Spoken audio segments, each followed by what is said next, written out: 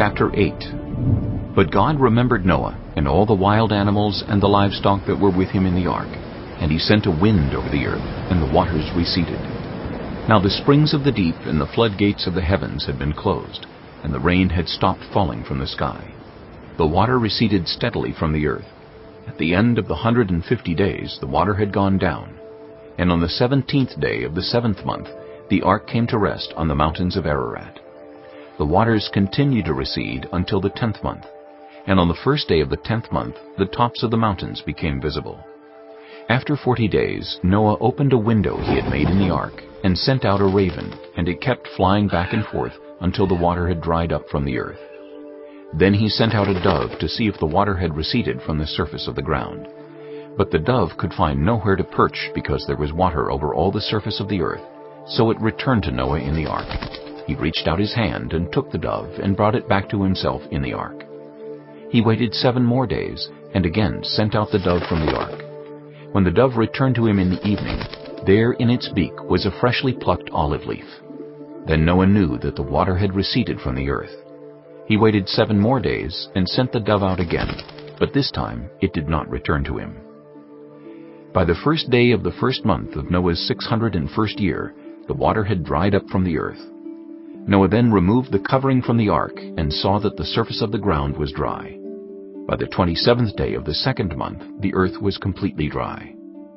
Then God said to Noah, "Come out of the ark, you and your wife, and your sons and their wives.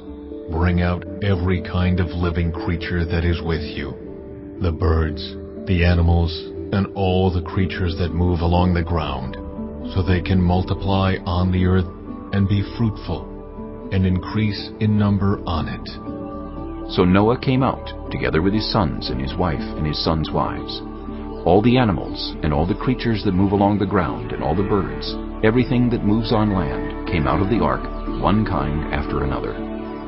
Then Noah built an altar to the Lord, and, taking some of all the clean animals and clean birds, he sacrificed burnt offerings on it. The Lord smelled the pleasing aroma, and said in his heart, "Never again will I curse the ground because of humans, even though every inclination of the human heart is evil from childhood. And never again will I destroy all living creatures, as I have done. As long as the earth endures, seed time and harvest, cold and heat, summer and winter, day and night will never cease." Chapter 9. Then God blessed Noah and his sons, saying to them, "Be fruitful, and increase in number, and fill the earth. The fear and dread of you will fall on all the beasts of the earth, and on all the birds in the sky, on every creature that moves along the ground, and on all the fish in the sea. They are given into your hands. Everything that lives and moves about will be food for you. Just as I gave you the green plants, I now give you everything. But you must not eat meat that has its lifeblood still in it. And for your lifeblood I will surely demand an accounting. I will demand an accounting from every animal, and from each human being too. I will demand an accounting for the life of another human being. Whoever sheds human blood, by humans shall their blood be shed. For in the image of God has God made mankind. As for you, be fruitful and increase in number. Multiply on the earth and increase upon it." Then God said to Noah and to his sons with him, "I now establish my covenant with you and with your descendants after you, and with every living creature that was with you, the birds, the livestock, and all the wild animals, all those that came out of the ark with you, every living creature on earth. I establish my covenant with you. Never again will all life be destroyed by the waters of a flood. Never again will there be a flood to destroy the earth."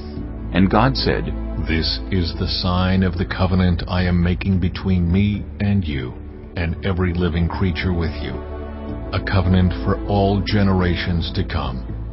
I have set my rainbow in the clouds, and it will be the sign of the covenant between me and the earth. Whenever I bring clouds over the earth, and the rainbow appears in the clouds, I will remember my covenant between me and you and all living creatures of every kind. Never again will the waters become a flood to destroy all life. Whenever the rainbow appears in the clouds, I will see it and remember the everlasting covenant between God and all living creatures of every kind on the earth. So God said to Noah, This is the sign of the covenant I have established between me and all life on the earth. The sons of Noah who came out of the ark were Shem, Ham, and Japheth. Ham was the father of Canaan. These were the 3 sons of Noah, and from them came the people who were scattered over the whole earth. Noah, a man of the soil, proceeded to plant a vineyard. When he drank some of its wine, he became drunk and lay uncovered inside his tent. Ham, the father of Canaan, saw his father naked and told his 2 brothers outside.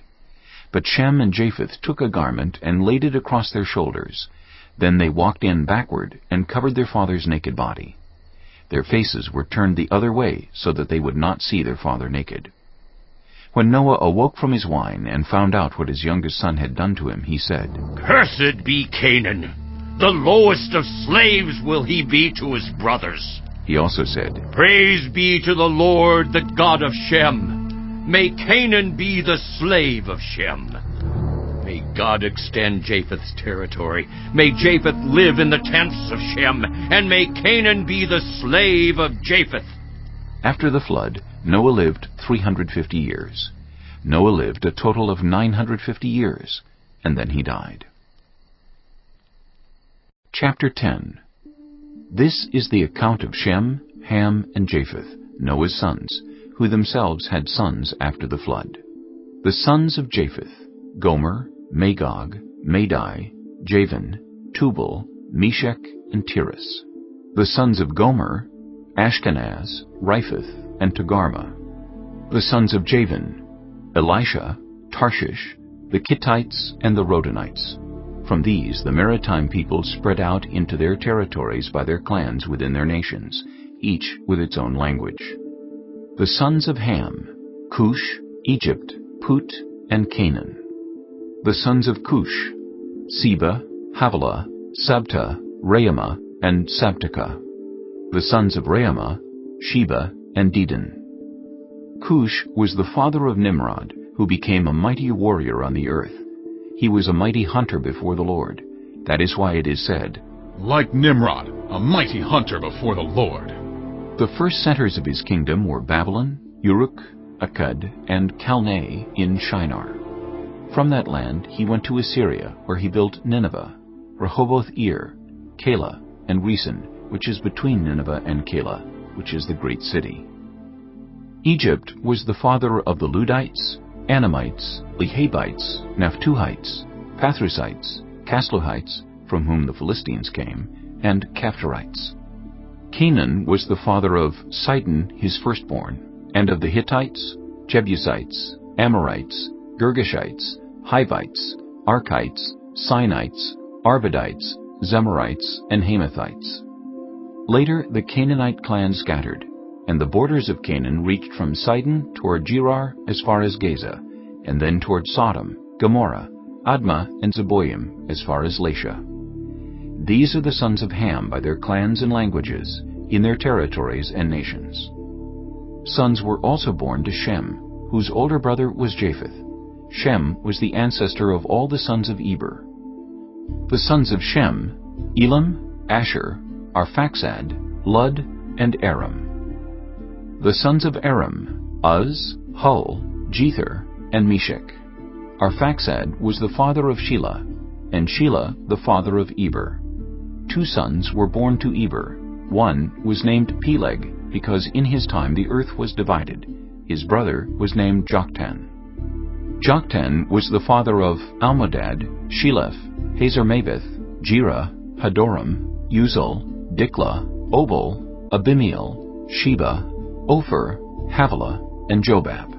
All these were sons of Joktan. The region where they lived stretched from Mesha toward Sephir in the eastern hill country. These are the sons of Shem by their clans and languages, in their territories and nations. These are the clans of Noah's sons, according to their lines of descent, within their nations. From these the nations spread out over the earth after the flood. Chapter 11. Now the whole world had one language and a common speech. As people moved eastward, they found a plain in Shinar and settled there. They said to each other, "Come, let's make bricks and bake them thoroughly." They used brick instead of stone, and tar for mortar. Then they said, "Come, let us build ourselves a city with a tower that reaches to the heavens, so that we may make a name for ourselves. Otherwise we will be scattered over the face of the whole earth." But the Lord came down to see the city and the tower the people were building. The Lord said, If, as one people, speaking the same language, they have begun to do this, then nothing they plan to do will be impossible for them. Come, let us go down and confuse their language, so they will not understand each other. So the Lord scattered them from there over all the earth, and they stopped building the city.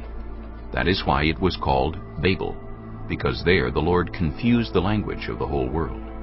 From there the Lord scattered them over the face of the whole earth. This is the account of Shem's family line. 2 years after the flood, when Shem was 100 years old, he became the father of Arphaxad. And after he became the father of Arphaxad, Shem lived 500 years and had other sons and daughters. When Arphaxad had lived 35 years, he became the father of Shelah. And after he became the father of Shelah, Arphaxad lived 403 years and had other sons and daughters. When Shelah had lived 30 years, he became the father of Eber. And after he became the father of Eber, Shelah lived 403 years and had other sons and daughters. When Eber had lived 34 years, he became the father of Peleg. And after he became the father of Peleg, Eber lived 430 years and had other sons and daughters. When Peleg had lived 30 years, he became the father of Reu. And after he became the father of Reu, Peleg lived 209 years and had other sons and daughters. When Reu had lived 32 years, he became the father of Serug. And after he became the father of Serug, Reu lived 207 years and had other sons and daughters. When Serug had lived 30 years, he became the father of Nahor. And after he became the father of Nahor, Serug lived 200 years and had other sons and daughters. When Nahor had lived 29 years, he became the father of Terah. And after he became the father of Terah, Nahor lived 119 years and had other sons and daughters. After Terah had lived 70 years, he became the father of Abram, Nahor, and Haran.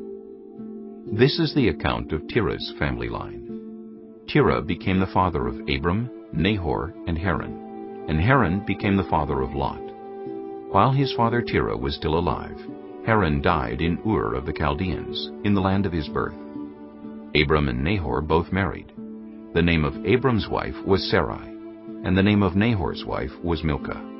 She was the daughter of Haran, the father of both Milcah and Iscah. Now Sarai was childless because she was not able to conceive. Terah took his son Abram, his grandson Lot, son of Haran, and his daughter-in-law Sarai, the wife of his son Abram, and together they set out from Ur of the Chaldeans to go to Canaan. But when they came to Haran, they settled there. Terah lived 205 years, and he died in Haran.